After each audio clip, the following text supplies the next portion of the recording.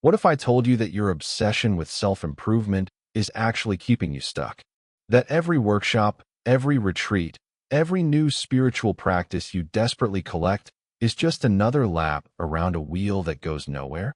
Yeah, we need to talk about this. Look, I get it. You've read the books. You've done the meditation challenges. You've followed the gurus on Instagram who promise that if you just wake up at 5 in the morning and journal for 3 hours while standing on one leg, you'll finally unlock your true potential. But here's the uncomfortable truth nobody wants to say out loud. You're not growing anymore. You're performing. You're performing growth, and there's a massive difference. Let me paint you a picture. Every Sunday evening, you sit down with your color-coded planner, and you map out your spiritual routine for the week. Monday is meditation and affirmations. Tuesday is yoga and gratitude journaling. Wednesday is breath work and visualization. Thursday is another online course about manifesting abundance. Friday is your healing circle on Zoom. Saturday is that new shamanic drumming workshop you paid $200 for. Sunday, you collapse, exhausted, wondering why you still feel empty inside, and then you blame yourself for not trying hard enough, so you sign up for another course. Sound familiar? This is the hamster wheel, my friend, and millions of people are running on it right now, believing that if they just run faster, if they just consume more spiritual content, if they just attend one more retreat, they'll finally arrive at enlightenment or peace or wholeness or whatever carrot is dangling in front of them. But here's what nobody tells you. The spiritual growth industry has become exactly that, an industry. It's a multi-billion-dollar machine that profits from keeping you in a perpetual state of feeling like you're not enough, like you're broken, like you need fixing. And the fix? Well, conveniently, it's always one more purchase away, one more certification, one more level of training, one more activation or attunement or initiation. Think about it. When did spirituality become so complicated? When did it become this endless checklist of things you have to do to prove you're evolved? Our ancestors didn't have vision boards and manifestation workshops. They didn't need to attend 12 different healing modalities before they could feel connected to something greater than themselves.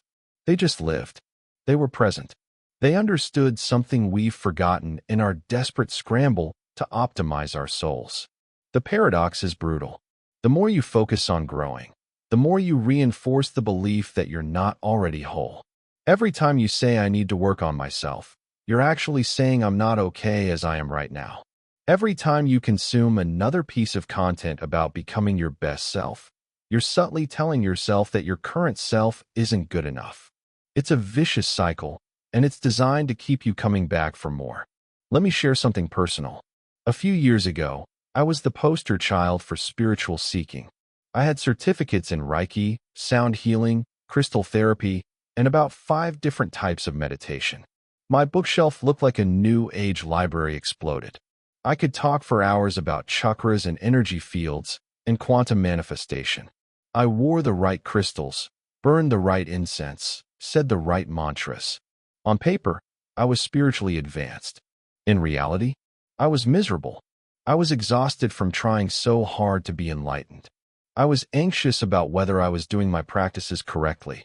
I felt guilty every time I missed a meditation session. I compared my spiritual progress to others if we were in some kind of cosmic competition. One day, I was sitting in yet another workshop, this one about integrating your shadow self, and the teacher said something that made me want to laugh and cry at the same time. She said, the goal of all this work is to eventually realize you never needed any of it. And I just sat there thinking, wait, what? You're telling me I spent thousands of dollars and countless hours to learn that I didn't need to spend thousands of dollars and countless hours? But she was right. She was absolutely right.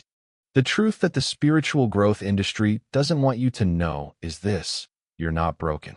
You never were.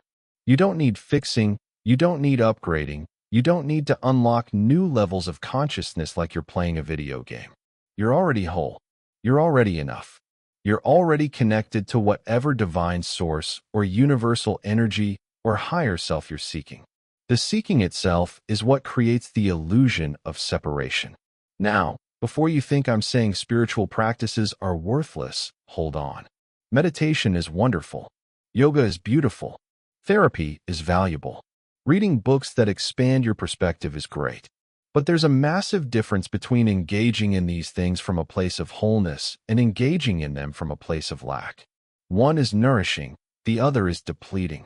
When you meditate because you think you're broken and need fixing, meditation becomes another task, another obligation, another thing you can fail at. When you meditate simply because sitting quietly feels good, because it's a gift you give yourself, because you enjoy it, that's completely different. See the shift?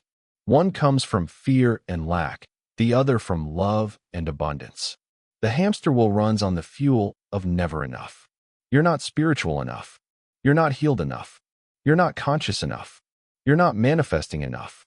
You're not vibrating high enough. It's exhausting because it's designed to be endless. There's always another level, always another healing that needs to happen, always another layer to peel back, always another certification or initiation or activation.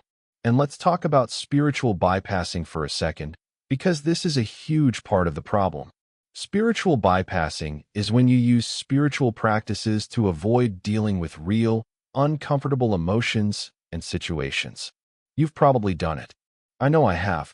Something painful happens, and instead of sitting with that pain, you immediately jump to, everything happens for a reason, or this is just the universe teaching me a lesson, or I'm releasing old karma. Sometimes those things might be true, but sometimes you're just scared to feel your feelings, so you wrap them up in spiritual language and shove them aside. The hamster wheel loves spiritual bypassing because it keeps you stuck in your head, analyzing and theorizing about your growth instead of actually living and feeling and being human. You end up with people who can talk eloquently about the nature of suffering, but have never actually allowed themselves to truly grieve. People who post inspirational quotes about unconditional love, but can't have a difficult conversation with their partner. People who claim to be on a high vibration, but are actually just repressing anger and sadness. Here's another uncomfortable truth. Sometimes what you call spiritual growth is just good old-fashioned avoidance. Sometimes going to another retreat is easier than having that difficult conversation with your family. Sometimes signing up for another course is easier than sitting with the discomfort of not knowing what to do with your life. Sometimes collecting spiritual knowledge is easier than actually implementing any of it. The hamster wheel becomes a socially acceptable way to stay busy while avoiding the messy, uncomfortable, real work of actually living your life. So what does it look like to get off the wheel? It starts with questioning everything you've been told about how spirituality and growth should look. Who said you need to meditate for an hour every day? Who said you need to have your chakras aligned and your aura cleansed and your past lives healed? Who decided that there's a right way to be spiritual? The answer is, the industry did, because confused and insecure people buy more products. Getting off the wheel means permitting yourself to be exactly where you are right now without needing to fix or improve or optimize anything. It means you can skip your morning routine without guilt. It means you can stop reading self-help books and just live your life. It means you can unfriend the spiritual influencers who make you feel inadequate. It means you can admit that maybe you don't resonate with that practice everyone says is life-changing. It means remembering that the point of all this is to actually live, not to spend your entire life preparing to live. You know what's truly spiritual? Laughing with friends, playing with a dog, eating a meal you really enjoy, helping someone without posting about it on social media, having an honest conversation, feeling your feelings without trying to transcend them, being kind to yourself on the days when you're not okay. Let me tell you what happened when I stepped off the wheel. At first, I felt guilty. I felt like I was being lazy, like I was giving up on my growth. The voice in my head said, if you don't do your practices, you'll lose all your progress, you'll backslide, you'll become unconscious again. But I pushed through that fear, and I just stopped. I stopped forcing myself to meditate. I stopped going to workshops. I stopped reading spiritual books. I stopped following spiritual teachers. I stopped performing spirituality. And you know what happened? Nothing bad. In fact, everything got better. Without the constant pressure to be more evolved, I actually became more present. Without the endless spiritual to-do list, I had time to just be with people I love. Without the comparison and competition, I felt more at peace than I ever did when I was trying so hard to be peaceful. Turns out, the seeking was the problem, not the solution. I still meditate sometimes, but only when I actually want to, not because I think I should. I still read books that interest me, but I don't treat them like instruction manuals for how to be a proper human. I still appreciate nature and beauty and connection, but I don't need to frame it in spiritual language or post about it for validation.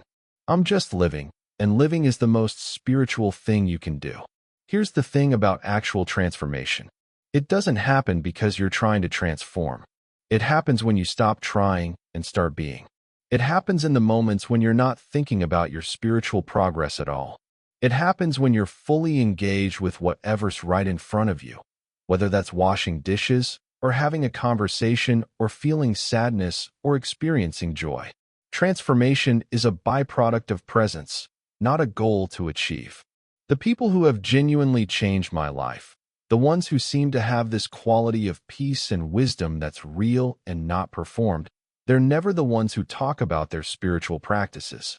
They're never the ones collecting certifications or posting about their healing journey. They're just present. They listen. They're kind. They're honest. They laugh at themselves. They admit when they're struggling. They're human, beautifully and messily human. And that's what makes them actually spiritual. You want to know the secret? There is no secret. There's no hidden knowledge that will suddenly make everything make sense. No practice will finally make you good enough. No amount of healing needs to happen before you can start living. You're ready right now. You've always been ready. You just forgot, and the spiritual growth industry has been profiting from your forgetting. So I'm going to say something radical. What if you're already enlightened and you just haven't noticed? What if your true nature is already perfect and whole, and all this seeking is just a detour? What if the point isn't to become something you're not, but to remember what you've always been? What if you stopped trying to grow and just started being? I know this is hard to hear if you've invested years and thousands of dollars into your spiritual growth. I know it feels like I'm saying it was all worthless. That's not what I'm saying. Everything you've learned has value, and every experience has taught you something. But maybe what it's taught you is that you don't need any more teaching. Maybe the final lesson is that there are no more lessons. Maybe the growth you've been chasing is recognizing that you don't need to grow. This doesn't mean you stop evolving or learning or experiencing life. It means you do all those things from a place of wholeness instead of lack. You explore because exploration is exciting, not because you're trying to fix yourself. You learn because learning is fascinating, not because you're inadequate. You try new things because life is rich and varied, not because you need to become someone different. The hamster wheel is seductive because it gives you the illusion of progress, the illusion that you're doing something important, the illusion that you're better than you were yesterday. But real peace, real presence, real wholeness, it doesn't come from doing more. It comes from accepting what is. It comes from stopping the exhausting performance of spirituality and just being human. So here's your permission slip. You don't have to do any of it. You don't have to meditate or manifest or heal or grow or transcend or ascend or activate anything. You can just be. You can be messy and confused and imperfect and still be exactly what you're supposed to be. You can have a bad day without needing to find the spiritual lesson in it. You can feel angry or sad or jealous without immediately trying to transmute those emotions into something more palatable. You can be ordinary, and that can be enough. The spiritual growth hamster wheel will keep spinning whether you're on it or not. There will always be new trends, new teachers, and new practices promising to be the one that finally gets you there. But where is there? When do you arrive? The answer is never, because the game is designed to keep you playing. The only way to win is to stop playing. What would your life look like if you stepped off the wheel? What would you do with all that time and energy and money you've been pouring into trying to fix yourself? What would it feel like to wake up tomorrow and not have a spiritual to-do list? What would it be like to just trust that you're okay exactly as you are? I'll tell you what it feels like. It feels like freedom. It feels like coming home to yourself after a long journey. It feels like exhaling after holding your breath for years. It feels like being human is finally enough. Now, I want to hear from you. Are you on the spiritual growth hamster wheel? What practice or belief have you been holding on to because you think you should, even though it doesn't actually serve you anymore? What would you let go of if you permitted yourself? Drop your thoughts in the comments below. I read every single one, and I'd love to have this conversation with you. And if this video resonated with you, if it gave you permission to step off the wheel and just be human for a while, do me a favor and hit that like button. It helps more people find this message. And if you want more content that questions the stories we've been sold about how life is supposed to look, subscribe to this channel. We're building a community of people who are brave enough to think differently and honest enough to admit when the emperor has no clothes. Remember, you're not broken.